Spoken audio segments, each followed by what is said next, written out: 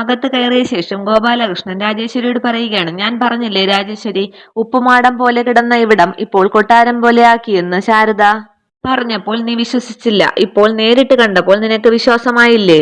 കണ്ടു കണ്ടു, വലിയ ആർഭാടമൊന്നുമില്ലെങ്കിലും വൃത്തിയും വെടിപ്പുമുണ്ട്. ഇതിനൊക്കെ ഉള്ളത് ചേർത്തൊരു തുകയാണല്ലോ നമ്മൾ അങ്ങോട്ട് കൊടുക്കാൻ പോകുന്നത്. നഷ്ടം വരില്ല ശാരദാമ്മയ്ക്ക്. ഇതൊക്കെ കണ്ട് ശാരദ ചോദിക്കുകയാണ്, എന്തിനാ നിങ്ങൾ വന്നതെന്ന് പറഞ്ഞാൽ കൊള്ളാമായിരുന്നു. പറയാം ശാരദാമ്മേ, ഞാൻ പറയുന്നത് മനസ്സ് തുറന്നു വേണം കേൾക്കാൻ. നമുക്കിടയിൽ സംഭവിക്കാനുള്ളതൊക്കെ സംഭവിച്ചു കഴിഞ്ഞു. ഒരു കാലത്ത് ശാരദാമ്മയുടെ ഭർത്താവായിരുന്നു ഈ മനുഷ്യൻ. പക്ഷേ ശാരദാമ്മയ്ക്ക് ഒരു ആൺകുഞ്ഞിനെ പ്രസവിക്കാൻ കഴിയില്ല എന്ന് പറഞ്ഞാണ് ഗോപാലേട്ടൻ രണ്ടാമതൊരു വിവാഹം കഴിച്ചത്. അതിൽ വന്നു പെട്ടത് ഞാനായി പോയി. ഇതിൽ എന്റെ തെറ്റൻ എന്താണെന്നാണ് ശാരദാമ്മ എനിക്ക് മനസ്സിലാകാത്തത്? ഇന്ന് ഈ നിമിഷം വരെ ഒരു ഭാര്യയിൽ നിന്നും ഭർത്താവ് ആഗ്രഹിക്കുന്നതെല്ലാം ഞാൻ ഗോപാലേട്ടന് കൊടുത്തിട്ടുണ്ട്.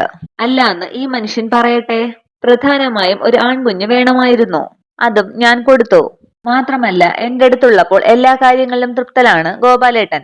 ഒരു ഭാര്യ എന്ന നിലയിൽ ഇത്രയൊക്കെ എനിക്ക് ചെയ്യാനാകൂ എന്ന് നിങ്ങൾ മനസ്സിലാക്കണം. ഞാൻ മനസ്സിലാക്കിയിട്ട് ഏറ്റവും നല്ല ഭാര്യ എന്നുള്ള സർട്ടിഫിക്കറ്റ് നിനക്ക് പതിച്ചു തരണോ? രാജേശ്വരി എന്താണ് പറഞ്ഞു വരുന്നതെന്ന് എനിക്ക് മനസ്സിലാകുന്നില്ല. രാജേശ്വരി പറയുകയാണ്, നിങ്ങളുടെ പരിഹാസം എനിക്ക് ഇഷ്ടപ്പെട്ടു. എന്തായാലും എന്റെ പ്രശ്നം എനിക്ക് പറഞ്ഞല്ലേ പറ്റൂ. നോക്ക്, ഗോപാലകൃഷ്ണന്റെ ഭാര്യ എന്ന് പറഞ്ഞാൽ ഈ നാട്ടുകാരെല്ലാം ഒന്ന് സംശയിക്കും. അത് ശാരദയാണോ ഈ രാജേശ്വരിയാണോ എന്നുള്ളത്. അത് ചോദിക്കേണ്ടത് ഗോപാലകൃഷ്ണനോട് തന്നെയാണെന്ന് അവരോർക്കാറില്ല. ഒരു പുരുഷൻ ഇഷ്ടപ്പെടുന്ന കാര്യങ്ങൾ നിറവേറ്റി കൊടുക്കുന്ന ആളായിരിക്കണമല്ലോ അയാളുടെ ഭാര്യ. അയാളുടെ മനസ്സും ഹൃദയവും ശരീരവും ഒക്കെ സ്വീകരിച്ച അപ്പോ അയാൾ വേണം സ്വയം അംഗീകരിക്കാനും സമൂഹത്തെ കൊണ്ട് അംഗീകരിക്കാനും അയാളുടെ ഭാര്യ ആരായിരിക്കണം എന്നുള്ളത്.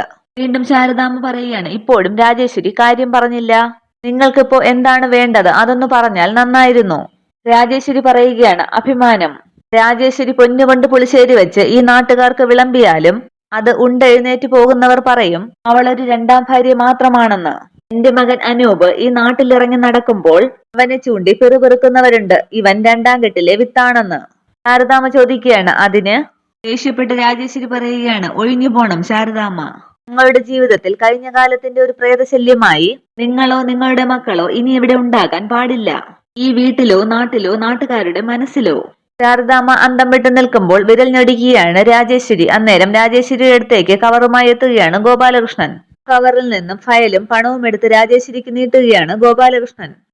കാശ് കൊടുത്തിട്ട് രാജേശ്വരി പറയുകയാണ്, ദാ 10 ലക്ഷം രൂപയുണ്ട്. കൂനാച്ചിപ്പുരയ്ക്കും കടയ്ക്കും എല്ലാത്തിനും ചേർത്തുള്ള വിലയാണ്. കൂട്ടിയും കിഴിച്ചും നോക്കിയാൽ കുറച്ച് ഇങ്ങോട്ടേ വരുമെന്നാണ് ഉറപ്പ്. ഇപ്പൊ ഇത് കൈപ്പറ്റി സന്തോഷത്തോടുകൂടി മുദ്രപത്രത്തിൽ ഒപ്പിട്ട് ഒഴിഞ്ഞു തരണം ശാരദാമ്മ, നാളെ തന്നെ. നേരം സുസ്മിതയുടെ കിച്ചണിൽ അവരുടെ പാത്രങ്ങളിലേക്ക് ആഹാര സാധനങ്ങളൊക്കെ പകരുകയാണ് ശാലിനി. അന്നേരം മുകളിലേക്ക് കയറിപ്പോയി റൂമൊക്കെ കാണാൻ പോയ സത്യഭാമയും എല്ലാവരും താഴേക്ക് ഇറങ്ങി വരികയാണ്. സുസ്മിതയെ കണ്ട് സത്യഭാമ ചോദിക്കുകയാണ്, അല്ല മോളെന്താ മുകളിലേക്ക് കയറി വരാഞ്ഞത്? ആ പ്ലംബർ പോയോ എന്ന് സത്യഭാമ ചോദിക്കുമ്പോൾ പെട്ടെന്ന് പ്ലംബറോ എന്ന് ചോദിക്കുകയാണ് സുസ്മിത. അല്ല, ഏതോ പ്ലംബർ വന്നു എന്നല്ലേ പറഞ്ഞത്? നേരം സരളയെ നോക്കിയിട്ട് സുസ്മിത പെട്ടെന്ന് പറയണം, ആ പ്ലംബർ, അതെ അതെ, അയാള് പോയി, റിപ്പയറിങ്ങും കഴിഞ്ഞു. സത്യഭാമ ചോദിക്കുകയാണ്, നിനക്ക് എന്തു പറ്റി മോളെ, നീ ആകെ ടെൻഷനിലാണല്ലോ. അത് കേട്ട് സരള പറയുകയാണ്, ടെൻഷനല്ല, അവൾക്ക് വിഷ്ണുവിനെ കണ്ടതിന്റെ ഒരു എക്സൈറ്റ്മെന്റ് ആണ്. നീ ഇങ്ങോട്ട് വന്നേ മോളെ എന്ന് പറഞ്ഞ് സരള സുസ്മിതയെ മാറ്റി നിർത്തി സംസാരിക്കുകയാണ്. എന്തായി എന്ന് ചോദിക്കുമ്പോൾ സുസ്മിത പറയുകയാണ്, അമ്മ എന്തൊരു കൊലച്ചതിയാണ് ചെയ്തത്. ഇവരെയും കൊണ്ട് ഇപ്പോഴും താഴത്തേക്ക് വരരുത് എന്നല്ലേ ഞാൻ പറഞ്ഞത്. ഫുഡുമായിട്ട് വന്നവൾ പോയില്ലേ ഇതുവരെ? ഇല്ല, ഇവിടുണ്ട് എന്ന് പറയുകയാണ് സുസ്മിത. എന്നാൽ അവളെ ആ പിൻവാതിൽക്കൽ കൂടിയെങ്ങാനും പറഞ്ഞു വിടാൻ നോക്ക്. നോക്കാം, പക്ഷെ അവൾ അവളുടെ പാത്രങ്ങളുമായിട്ടേ പോകൂ. പിന്നെ കണ്ടത് വെച്ച് അവൾ നമ്മുടെ കയ്യിൽ ഒതുങ്ങുന്ന ഒരിനം അല്ല. എന്നാൽ അവളെ നീ അവിടെ തന്നെ പിടിച്ചു നിർത്ത്, പുറത്തേക്ക് ഇറങ്ങട്ട. ഇവര് പോയി കഴിഞ്ഞ് വിട്ടാൽ മതി അവളെ. അവൾക്ക് പാത്രം അല്ലേ ഉള്ളൂ, കാശ് എത്ര വേണമെങ്കിലും കൊടുക്കാം. അത് കേട്ട് സുസ്മിത പറയുകയാണ്, അത് തന്നെയാണ് ഞാനും ആലോചിച്ചത്. പിന്നീട് കാണിക്കുന്നത് പണത്തെയും മുദ്രപത്രങ്ങളെയും നോക്കിയിരിക്കുന്ന ശാരദാമ്മയാണ്. രാജേശ്വരി ചോദിക്കുകയാണ്, ശാരദാമ്മ ഇതുവരെ ഒരു തീരുമാനം പറഞ്ഞില്ല. ശാരദാമ്മ ചോദിക്കുകയാണ്, തീരുമാനമോ? എന്ത് തീരുമാനം? ഇത്രയും വർഷത്തിനിടെ ഞങ്ങൾ ഇങ്ങനെ മുഖാമുഖം നിൽക്കുന്നത് 2ാം തവണയാണ്. മനസ്സ് തുറന്ന് സംസാരിക്കുന്നതും പറയാനൊരു സന്ദർഭമുണ്ടായാൽ കേൾക്കാൻ ഈ മനുഷ്യന് വേണമെന്നുള്ളത് എന്റെ ഒരു പ്രാർത്ഥന ആയിരുന്നു. ദേവി എന്റെ പ്രാർത്ഥന കേട്ടു. ഇന്ന് എന്റെയും ഇന്ന് നിന്റെയും ഭർത്താവ് നമ്മുടെ രണ്ടുപേരുടെയും കഴുത്തിൽ കിടക്കുന്ന ഈ താലി കെട്ടിയിരിക്കുന്നത് ഒരേ ഒരാളാണ്. ഇത് കണ്ടോ, ഭാര്യയും ജനിപ്പിച്ച 3 മക്കളെയും പുറങ്കാല് കൊണ്ട് തട്ടിയെറിഞ്ഞു പോകുമ്പോൾ ഇത് വേണമെങ്കിൽ എനിക്ക് കുപ്പത്തട്ടിയിൽ എറിയാമായിരുന്നുവെന്ന് താലിമാല പിടിച്ചു പറയുകയാണ് ശാരദാമ്മ. പക്ഷെ ഞാനത് ചെയ്തില്ല. കഴുത്തിൽ നിന്നല്ലേ പറിച്ചു മാറ്റാൻ പറ്റൂ, കരളിൽ നിന്ന് ഒരിക്കലും എടുത്തു മാറ്റാൻ പറ്റില്ലല്ലോ. എന്റെ കഴുത്തിൽ നിന്ന് അറ്റുപോയ താലി പക്ഷെ വന്നു വീണത് നിന്റെ കഴുത്തിലാണ് രാജേശ്വരി. അങ്ങനെ ഒരു നിമിഷത്തെ പറ്റി നീ എപ്പോഴെങ്കിലും ആലോചിച്ച് നോക്കിയിട്ടുണ്ടോ? ജീവിതം മുഴുവൻ കൈപിടിച്ച് നടക്കാമെന്ന് വാക്ക് തന്ന പുരുഷൻ വിട്ടിട്ട് പോയി. കൂടെ ഉള്ളത് എട്ടും പൊട്ടും തിരിയാത്ത 3 പെൺകുഞ്ഞുങ്ങൾ. സഹായത്തിനോ ഒന്ന് കൈപിടിച്ച് കയറ്റാനോ വേറെ ആരും ഇല്ല. ഒരു നടുക്കടൽ. ഇവിടെ വന്നപ്പോൾ നിന്റെ ഭർത്താവ് കാണിച്ചു തന്നില്ലേ ഈ വീടിന് എന്തു മാറ്റമുണ്ടായെന്ന്? ഇത് ഒരു രാത്രി കൊണ്ട് കെട്ടിപ്പൊക്കിയതല്ല രാജേശ്വരി. അമ്മയുടെയും 3 കുഞ്ഞുങ്ങളുടെയും കണ്ണീരും വിയർപ്പുമാണ് ഇതിന്റെ അടിത്തറ. ഇവിടം വിട്ട് ഞാൻ എങ്ങോട്ട് പോകാനാണ്? രാജേശ്വരി പറ, നീ തന്നെ പറഞ്ഞതാ എനിക്ക്. ഞങ്ങൾ എങ്ങോട്ട് ഇറങ്ങിപ്പോകും? അത് കേട്ട് ഗോപാലകൃഷ്ണൻ പറയുകയാണ്, നോക്ക് ശാരദെ, കഴിഞ്ഞു പോയതൊന്നും നമുക്ക് മാറ്റാൻ പറ്റില്ല, മറക്കാനേ പറ്റൂ. ഇനിയിപ്പോ തെറ്റ് ആരുടെ പക്ഷത്താണെന്ന് വിചാരണ ചെയ്തിട്ടും ഒരു കാര്യവുമില്ല. ഇനി മുന്നോട്ട് എന്താണ് ചെയ്യാൻ പറ്റുക എന്ന് വേണം നമുക്ക് നോക്കാൻ. ശാരദാമ്മ പറയുകയാണ്, ഗോപാലേട്ടൻ പറഞ്ഞത് ശരിയാണ്, എല്ലാം കഴിഞ്ഞു. തീയും പുകയും ഒക്കെ അടങ്ങി. ഇനി എന്ത് ചെയ്യാനാണ്? നിങ്ങൾ തന്നെ പറ, കേക്കട്ടെ. പറഞ്ഞില്ലേ ശാരദ, ഈ 2ാം ഭാര്യയുടെ ലേബൽ എത്ര വർഷങ്ങൾ കഴിഞ്ഞിട്ടും അത് നെറ്റിയിലൊട്ടിച്ച് നടക്കുകയാണ് ഞാൻ. താലിയുടെ മഹാത്മ്യത്തെ പറ്റി പറഞ്ഞല്ലോ ശാരദാമ്മ. ശാരദാമ്മയുടെ കഴുത്തിൽ കിടക്കുന്നത് പവിത്രമായ മംഗല്യസൂത്രമാണെങ്കിൽ എന്റെ കഴുത്തിൽ എന്താ പിന്നെ വാഴനാരോ? അല്ല, ഒരു തെറ്റും ചെയ്യാത്ത ഞാൻ എന്തിനാണ് ഈ ശിക്ഷ അനുഭവിക്കുന്നത്? ഒരു ഭർത്താവിനെ തട്ടിയെടുത്ത ആ അപമാനഭാരം എന്തിനാണ് ഞാൻ പേറുന്നത്? അതുകൊണ്ട് ഞാൻ ഇന്നൊരു തീരുമാനം എടുത്തു. ഒരേ ആള് കെട്ടിയ 2 താലിക്ക് ഒരു നാട്ടിൽ 2 പൂജ വേണ്ട ശാരദാമ്മേ. നിങ്ങൾ ഈ നാട് വിട്ട് പോണം. ഗോപാലകൃഷ്ണന് ഒരു ഭാര്യ മതി. അതീ രാജേശ്വരി. അത് കൊള്ളാം. ഞാനും മക്കളും ഈ നാട്ടിൽ നിന്ന് വിട്ടുപോയാലേ 2ാം ഭാര്യ എന്നുള്ള ലേബൽ നിന്റെ നെറ്റിയിൽ നിന്നും മാഞ്ഞു പോകുമോ? കഴിഞ്ഞു പോയതെല്ലാം മറക്കുമോ ഈ നാട്ടുകാര്? എന്നിട്ട് നിന്നെ പൂവിട്ടങ്ങ് പൂജിക്കുമോ? എങ്കിൽ ഒഴിഞ്ഞു തരാം ശാരദയും മക്കളും. പക്ഷെ അത് നീ തെളിയിച്ചു തരണം ഉടൻ തന്നെ. ഗോപാലകൃഷ്ണൻ ചോദിക്കണേ, എന്തിനാണ് ഇനി ഈ വെല്ലുവിളിയും പദം പറച്ചിലുമൊക്കെ? ശാരദെ, ഈ വീടിന്റെയും കടയുടെയും മതിപ്പിലേക്ക് അപ്പുറമുണ്ട് ഈ ഇരിക്കുന്നത്. നാട്ടിൻപുറത്ത് കിടന്ന് നിങ്ങൾ ഇങ്ങനെ കഷ്ടപ്പെട്ടിട്ട് എന്താണ് കാര്യം? നിങ്ങളുടെയൊക്കെ നല്ലതിനു വേണ്ടി കൂടിയാണ് ഞങ്ങൾ ഈ പറയുന്നത്.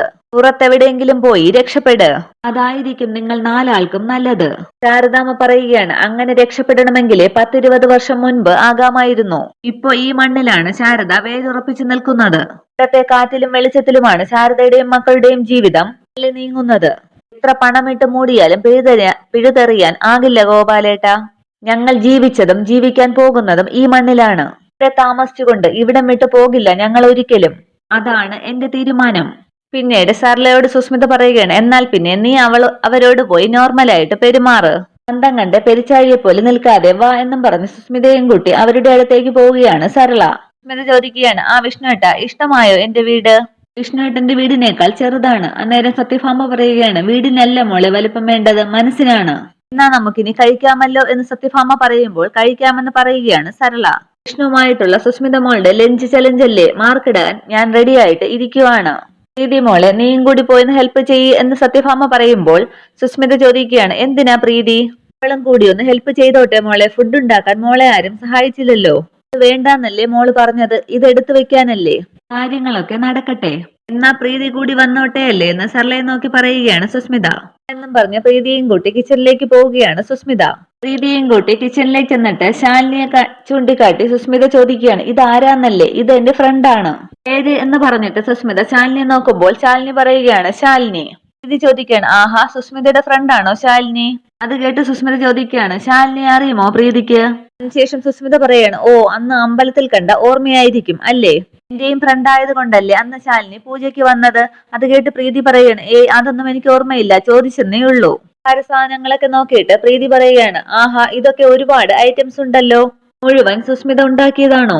ഇത് പറയാണ്, ആ അതെ അതെ, ഞാൻ തന്നെ ഉണ്ടാക്കിയതാണ്. കേട്ട് ശാലിനി വിചാരിക്കുകയാണ്, ഓ, അതാണപ്പോൾ ഈ ഒളിച്ചുകളിയുടെ രഹസ്യം അല്ലേ? പ്രീതി പറയുകയാണ്, സാധാരണ ഇത്രയും ഐറ്റംസ് ഒരു ഹോട്ടലിലെ ഉണ്ടാക്കാൻ പറ്റൂ. സ്മിത പറയാണ്, ആ, ഒരു ഹോട്ടൽ എന്നൊക്കെ പറഞ്ഞ എന്താ? സാധാരണ ഒരു ഫാൻ ഫുൾ സ്പീഡിലിട്ടാൽ പറന്നു പോകുന്ന 5 അപ്പം, 4 രൂപ വിലയിലുള്ള 2 മുട്ട കൊണ്ടുള്ള ഒരു കറി, അതിന് 185 രൂപ ചാർജ്. MLA മാർക്ക് പോലും പരാതിയാണ്.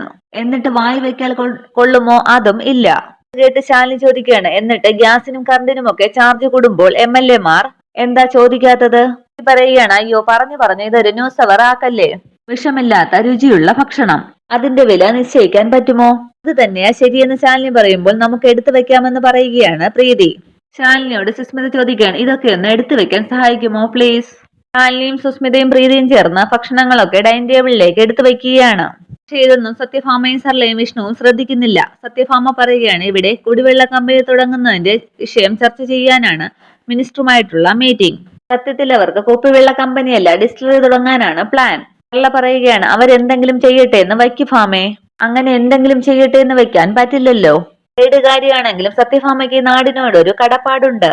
സത്യഭാമയ്ക്ക് ഒരു കോൾ വരികയാണ്. സത്യഭാമ പറയുകയാണ്, ആ വരുന്നുണ്ട്. പിന്നെ ഹരിയേട്ടൻ അല്ലേ അവിടത്തെ PA?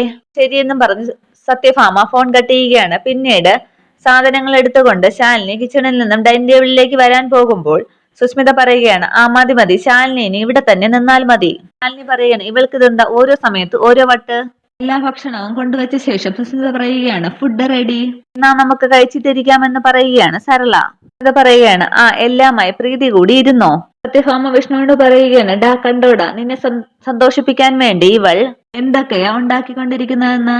ഇതിന്റെയൊക്കെ മണം അടിച്ചാലേ അറിയാം ഈ ടെസ്റ്റില് ഇവള് തന്നെ ജയിക്കുള്ളൂ എന്ന് പറയുമ്പോൾ പതിയെ വിഷ്ണു പറയുകയാണ്, നടന്നത് തന്നെ. സത്യഭാമ പറയുകയാണ്, എന്തൊക്കെയാണ് വിഭവങ്ങൾ എന്ന് നോക്കട്ടെ. സുസ്മിത പറയുകയാണ്, എന്തോ ഒന്ന് കുറവുണ്ടല്ലോ. അന്നേരം ഒരു ബൗൾ ബാക്കിയിരിക്കുന്നത് കിച്ചണിൽ നിന്ന് എടുത്തുകൊണ്ട് പുറത്തേക്ക് വരികയാണ് ശാലിനി. അയ്യോ ഇതെടുത്തില്ലല്ലോ എന്നും പറഞ്ഞ്. അന്നേരം പെട്ടെന്ന് അകത്തേക്ക് വരികയാണ് സുസ്മിത. സുസ്മിത പറയുകയാണ്, നിന്നോടല്ലേ പറഞ്ഞത് പുറത്തേക്ക് വരണ്ടാന്ന്. ഇതെടുത്തില്ല, അത് ഞാൻ കൊണ്ടുവന്നതാണ്. ഇത് ഞാൻ കൊണ്ടുപോയിക്കോളാന്ന് പറഞ്ഞ് പെട്ടെന്ന് അത് വാങ്ങിക്കൊണ്ടു പോവുകയാണ് സുസ്മിത. സുസ്മിത പോയ ശേഷം അയ്യോ ഒറ്റ ഒരെണ്ണെന്നും പറഞ്ഞ് അവളെ അടിക്കാൻ കൈ ഓങ്ങുകയാണ് ശാലിനി. കൊണ്ടുവച്ച ശേഷം സുസ്മിത പറയണം, ആ ഇപ്പോ എല്ലാം ആയി. അന്നേരം പ്രീതി മനസ്സിൽ വിചാരിക്കുകയാണ്, പാവം ശാലിനി കിച്ചണിൽ ഒറ്റയ്ക്കിരിക്കുകയായിരിക്കും, അതവൾക്ക് സങ്കടമായിട്ടുണ്ടാകും. പിന്നീട് എല്ലാവരും ഭക്ഷണം കഴിക്കുകയാണ്. ഇത്രയുമാണ് ഇന്നത്തെ എപ്പിസോഡ് വിശേഷങ്ങൾ. Okay, thank you.